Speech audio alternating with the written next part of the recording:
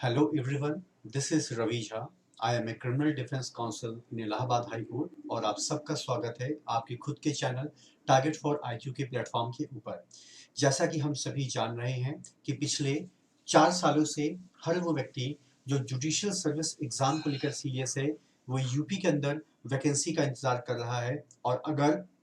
मैं बिहार की बात कर रहा हूँ जिसने हाल ही में अपना 31st जुडिशियल सर्विस एग्जाम का रिजल्ट पब्लिश किया है, वहां के कैंडिडेट लगभग 3 सालों से एग्जाम के नोटिफिकेशन का इंतजार कर रहे हैं। और अगर मैं इन दोनों सब्जेक्ट को या इन दोनों स्टेट को कॉमनली लेकर चलता हूं तो आपको ये पता चलता है कि अगर हम इन दोनों स्टेट्स के सब्जेक्ट का वैल्यूएशन करें या उनकी तुलनात्मक अध्ययन को करें तो हमें ये पता चलता है कि इनके 90% जो सिलेबस हैं वो ऑलमोस्ट आपके डिक्टो सेम है। बस 10% का ही चेंजेस या हेर फेर आपको नजर आएगा। और अगर फर्दर उन सब्जेक्ट को बाइफरकेट किया जाए या उनको डिवाइड किया जाए तो आपको ये भी पता चलता है कि उनमें से लगभग 7 सब्जेक्ट तो ऐसे हैं जो आपके मेजर की कैटेगरी में आते हैं, यानी कि इनको तो आपको पढ़ना ही पढ़ना है। लेकिन उसके अलावा 10 सब्जेक्ट की लिस्ट ऐसी होती है जो माइनर की कैटेगरीज में आते हैं। आमतौर पर ये वो सब्जेक्ट होते हैं जिनके ऊपर बहुत ज़्यादा हमारा फोकस ना तो लॉ कॉलेज के टाइम पर होता है ना ही प्रिपरेशन के टाइम पर होता है, वो भी तब तक जब तक कि एग्जाम का नोटिफिकेशन नहीं आ जाता। तो इन्हीं सारी चीजों को ध्यान में रखते हुए व्हाट वी हैव डिसाइडेड, हमने डिसाइड किया कि इस बार एक नए बैच को लॉन्च किया जाएगा और इस नए बैच के अंदर सिर्फ और सिर्फ माइनर लॉ के बारे में ही चर्चा की जाएगी। तो यहाँ पर आपको ये भी जानना जरूरी है कि वो माइनर लॉ कौन कौन से होते हैं। तो यहाँ पे आपके सामने स्क्रीन के ऊपर नंबर ऑफ सब्जेक्ट की लिस्ट को शामिल किया गया है, जिसके अंदर आप देखेंगे आपको एडमिन लॉ,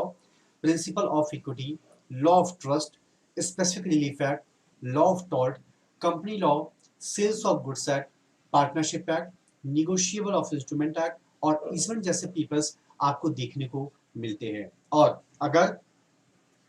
आप इन पेपर्स को देखेंगे तो आपको ये लगेगा ये पेपर्स न सिर्फ आपके प्री के नजरिए से एक महत्वपूर्ण रोल अदा करते हैं बल्कि मेंस के अंदर भी ये एक महत्वपूर्ण रोल को अदा करते हैं। और इन्हीं सारी चीजों को ध्यान में रखते हुए जो बैच फिलहाल अब स्टार्ट होने वाला है इस ऑफिशियल प्लेटफॉर्म के ऊपर, उस बैच के कुछ आवश्यक एसेंशियल्स के बारे में भी आपके साथ चर्चा करना नितांत आवश्यक है। और उसके अंदर जो फीचर्स हैं अगर मैं उसकी बात करूं तो डेली यहाँ पर लाइव क्लासेस होंगी जिसको आप रिकॉर्डेड वर्जन में आने वाले 1 साल तक या जब तक आपका एग्जाम कंडक्ट नहीं हो जाता है तब तक आप उसको इजी वे में एक्सेस कर सकते हैं। अगर इन 10 सब्जेक्ट को कंप्लीट करने की बात की जाए तो बैच का जो ड्यूरेशन होगा वो होगा 6 मंथ का। यहाँ पे आपको जो नोट्स मिलेंगे वो बाइलिंगुअल मिलेंगे, यानी कि हिंदी और इंग्लिश दोनों ही लैंग्वेज में। और उसके ऊपर ऑलरेडी हमारे रिसर्च टीम के द्वारा काम भी किया जाया जा रहा है, जिसका सैंपल भी अभी थोड़ी ही देर में आपको मैं शो करूंगा। जहां पर हमारा फोकस ये होगा कि 80% तो नोट्स हम आपको टाइप फॉर्मेट में दें, जबकि 20% हम आपको हैंड रिटन फॉर्मेट में दें, ताकि आपको रियल नोट्स कैसे बनाए जाते हैं उसका आइडिया भी आपको लग सके। और वो नोट्स आप ही के द्वारा प्रिपेयर होते हैं या आप ही के द्वारा बनाए जाते हैं। बस ये बात अलग है कि उसको हमारे रिसर्च टीम के द्वारा इवोल्यूट किया जाता है और अगर उसमें कुछ कम या ज़्यादा होता है तो उसको भी आपके साथ डिस्कस किया जाता है। इसके अलावा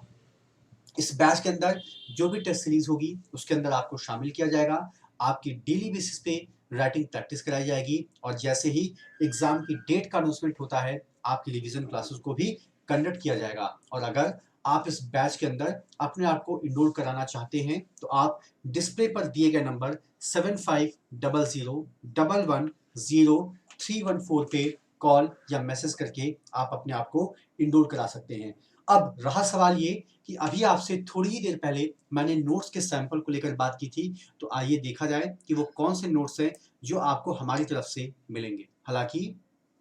ये नोट्स आपका सीआरपीसी का है, that is called the criminal procedure code. अब यहाँ पे जब आप नोट्स को देखेंगे तो सबसे पहले आपको एक क्वेश्चन देखने को मिलेगा और ये क्वेश्चन वाकई में एग्जाम के दृष्टिकोण से महत्वपूर्ण है जहाँ पे आमतौर पे चर्चा ये की गई है कि भैया बता दो कि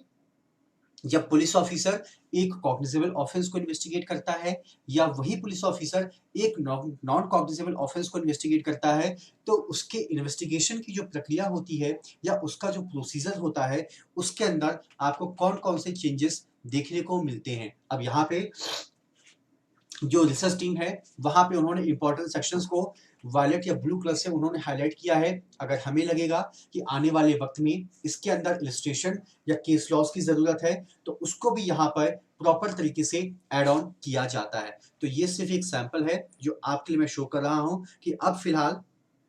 पिछले 3 महीनों से हर वो बैच जो इस प्लेटफॉर्म के ऊपर चल रहा है, वहां पे हमारी पूरी कोशिश ये है कि इसी पैटर्न पे आपको नोट्स ट्रांसफर किए जाएं। दूसरी बात यहाँ पे अगर आपसे की जाए तो वो आपके हैंड रिटन नोट्स के बारे में है। अब यहाँ पे जैसा कि आप क्वेश्चन देख पा रहे हैं कि सवाल पूछा गया है कि शेड्यूल कास्ट और शेड्यूल ट्राइब का उद्देश्य क्या है 1989 के दौरान जन्म लेने का। तो जाहिर सी बात है ये नोट्स भी आप ही के द्वारा प्रिपेयर किया गया है, आप ही के द्वारा हमें पीडीएफ में कन्वर्ट करके भेजा गया है और इसको यहाँ पर दिखाने का